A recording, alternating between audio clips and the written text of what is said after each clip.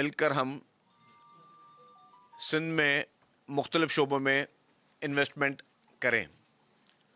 और ये उन्होंने ख्वाहिश ज़ाहिर की। फिर उसमें हमारे पास से यहाँ के लोकल बिजनेसमैन इदरीस साहब और गवर्नमेंट ने उनको मुकम्मल तौर पर उनको सहूलत फ़राहम की और चंद दिनों से डेलीगेशन जो है वो कराची में मौजूद है। सबसे पहले जिस दिन आए थे तो उनकी वज़ीर आला साहब से तफसीली मुलाकात हुई और वज़ीर आला साहब ने भी मुकम्मल तौर पर यकीन दहानी की कि जिस भी फील्ड में चाइना की तरफ से कोई इन्वेस्टमेंट होती है, चाइनीज़ बिज़नेस कम्युनिटी की तरफ से कोई इन्वेस्टमेंट होती है, तो उसको हुकूमत सिंध मुकम्मल तौर पर हर किस्म की सहूलत जो है वो फ़राहम करेगी। फिर डेलीगेशन की एक और मीटिंग हुई सदर पाकिस्तान मोहतरम आसिफ अली ज़रदारी साहब के साथ, और उसमें चाइनीज़ कौंसल जनरल साहब जो थे वो भी मौजूद थे। वहाँ पे भी सदर पाकिस्तान ने उनको कहा कि जी ना सिर्फ सिंध सूबे में लेकिन पाकिस्तान भर में जहाँ पर भी जो है वो कोई भी सरमायाकारी में वो दिलचस्पी दिखाएंगे, वहाँ पे हुकूमत पाकिस्तान और हुकूमत सिंध जो है वो मुकम्मल तौर पर उनकी मदद करेगी। चाइना और पाकिस्तान की दोस्ती एक मिसाली दोस्ती और बहुत पुरानी दोस्ती है, और शहीद जुल्फ़िकार अली भुट्टो साहब ने इस चाइना पाकिस्तान दोस्ती की बुनियाद डाली। और जब 2008 के इलेक्शन के बाद जब पीपल्स पार्टी की हुकूमत आई तो प्रेसिडेंट आसिफ अली ज़रदारी साहब ने जो सीपेक मंसूबा है उसकी बुनियाद डाली, और उनके सबसे ज़्यादा जो है वो दौरे चाइना के होते थे। तब उस वक्त कुछ लोग मुखालफत भी करते थे कि जी वो चाइना इतना क्यों जा रहे हैं, तो वो प्रेसिडेंट आसिफ अली ज़रदारी साहब ने ये कहा कि जी मुझे पता है कि ये सीपेक एक सिर्फ कॉरिडोर नहीं है, ये दो मुल्कों को करीब लाने का रास्ता है, और उसके साथ साथ जो पाकिस्तान के ताजिर हज़रात हैं या पाकिस्तान के आप बिज़नेस या पाकिस्तान की इकॉनमी जो है उसको हमें आगे लेके जाना है। तो ये सारी उसी चीज़ों का तसलसल था। और उसके बाद अब रिसेंटली जैसे ये एक डेलीगेशन आया और इस डेलीगेशन ने मुख्तलिफ़ शोबों में जो है वो ये कहा कि जी हम सरमायाकारी करना चाहते हैं।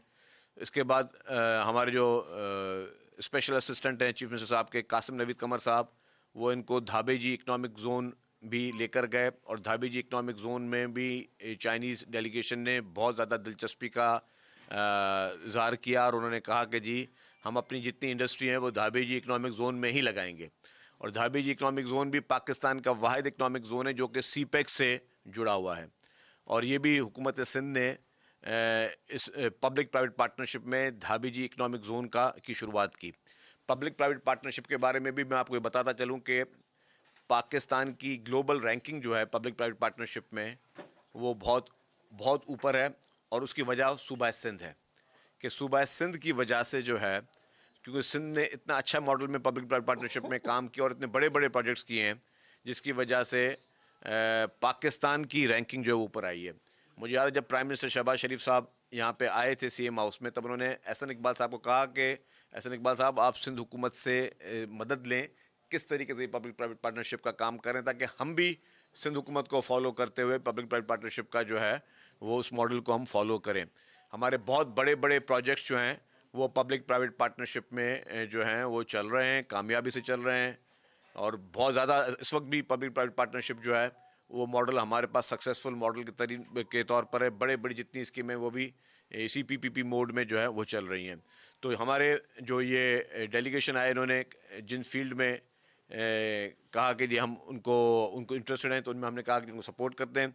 फिर उन्होंने कहा कि जी हम पाकिस्तान में स्टेट ऑफ द आर्ट एक मेडिकल सिटी बनाना चाहते हैं।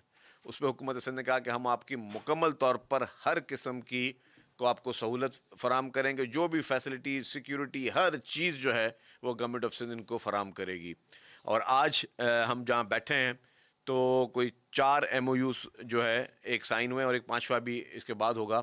जो 4 MOU साइन हुए हैं, एक चाइनीज़ कंपनी जो है वो सोलर पे MOU साइन कर रही है, जो किया है अभी उन्होंने दीवान ग्रुप के साथ। दीवान साहब हमारे साथ बैठे हुए हैं। फिर एग्रीकल्चर सेक्टर में भी उन्होंने MOU साइन किया है, एग्रीकल्चर सेक्टर में भी जो MOU है वो भी उन्होंने दीवान ग्रुप के साथ साइन किया है।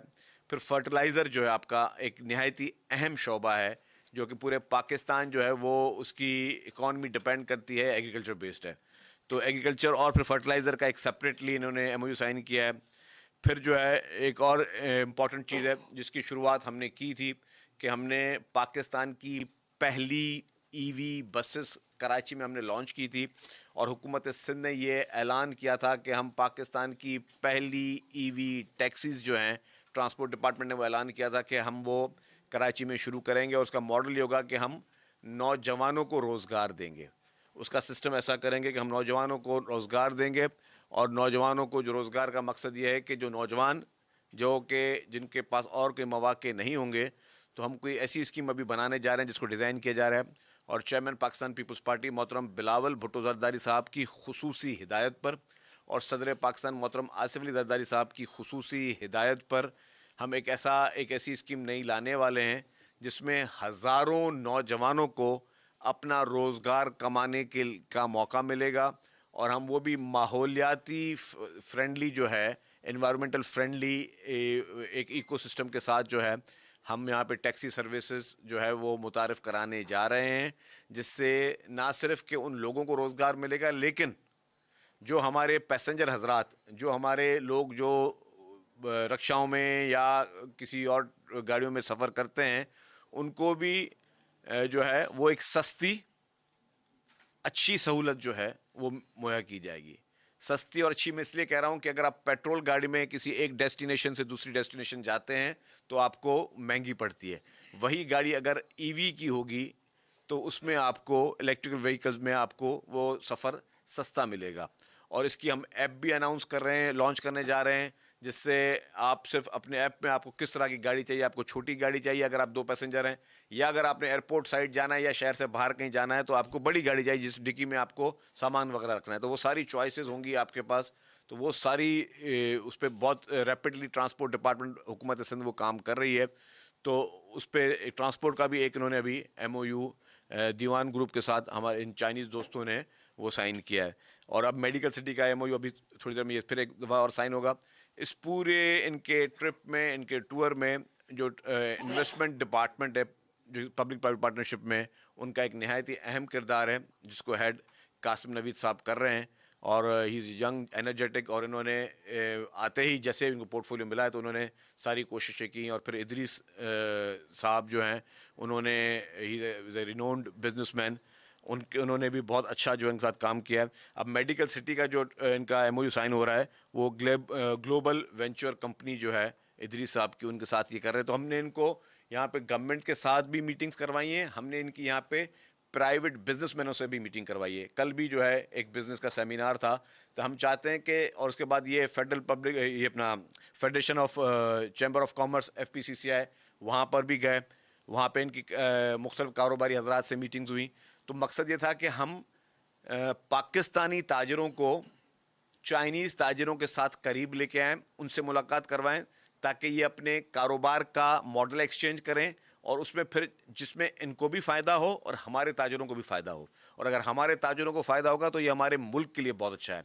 और वैसे भी हमें जितने भी लोगों की कोशिश ये होती है कि जी पाकिस्तान को खुदा न खास्ता हम कोई डैमेज करें, तो उसके लिए बेहतर ये है कि हमें अपने मुल्क को इतना मजबूत करना है, और मजबूत करने के लिए हमें हमें अपने हर फील्ड को मजबूत करना होगा।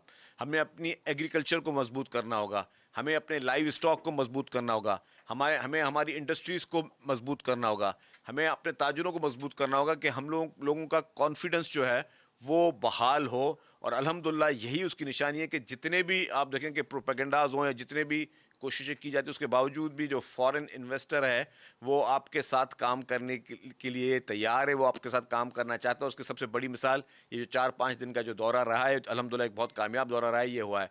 तो अब मज़ीद गवर्नमेंट डिपार्टमेंट्स भी जो है, गवर्नमेंट के महकमे भी, वो भी इन चाइनीज़ ताजरों के साथ मिलकर काम करेंगे, और जो हमारे बिजनेसमैन हैं वो भी इनके साथ काम कर रहे हैं, काम शुरू हो गया है और मज़ीद भी करेंगे।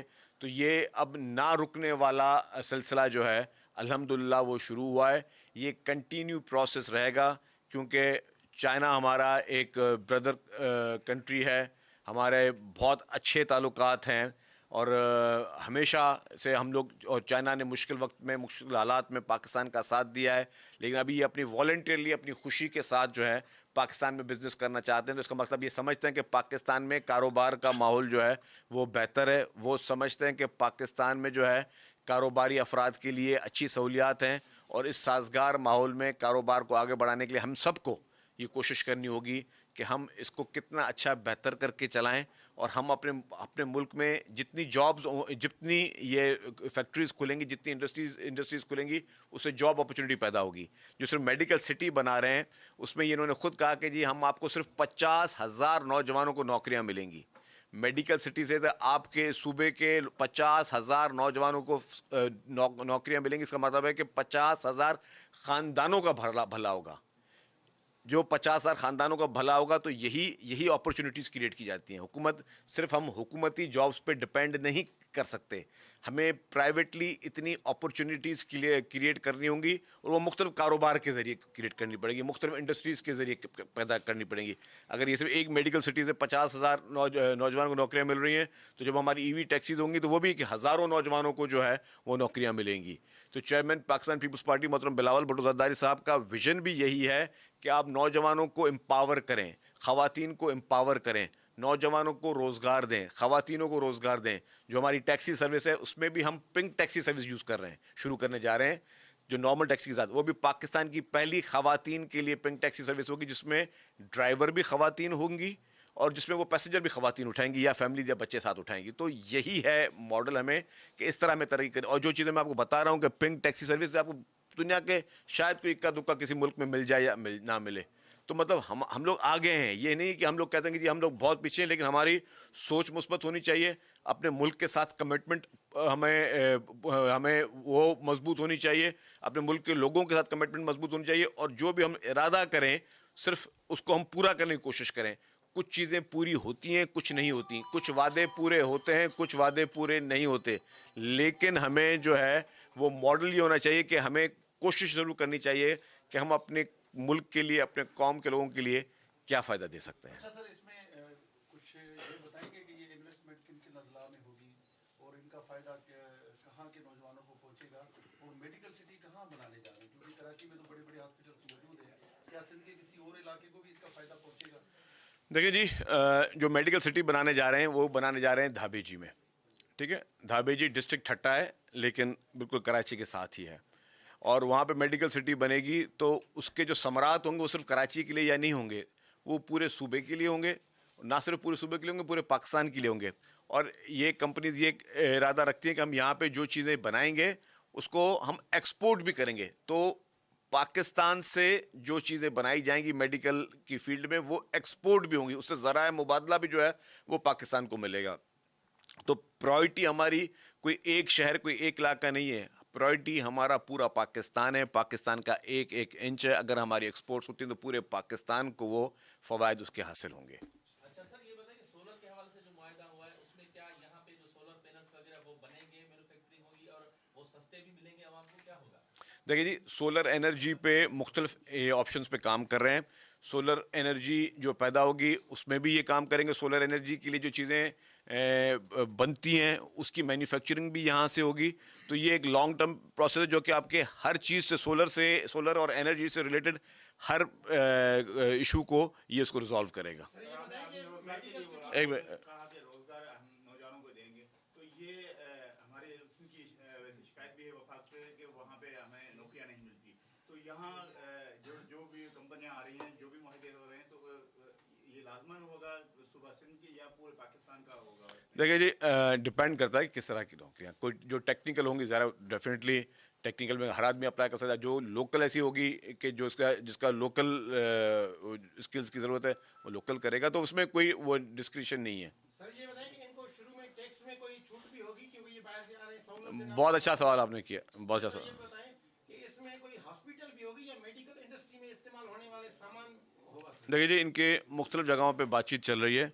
हॉस्पिटल्स के प्रोजेक्ट्स पे भी ये लोग गौर कर रहे हैं और ये इंटरेस्टेड हैं। और आज भी इनकी एक मीटिंग, अभी मैं इसको डिस्क्लोज नहीं करूँगा, आज भी इनकी एक बहुत अच्छी मीटिंग हुई है जो कि मेडिकल हॉस्पिटल के ज़रिए है।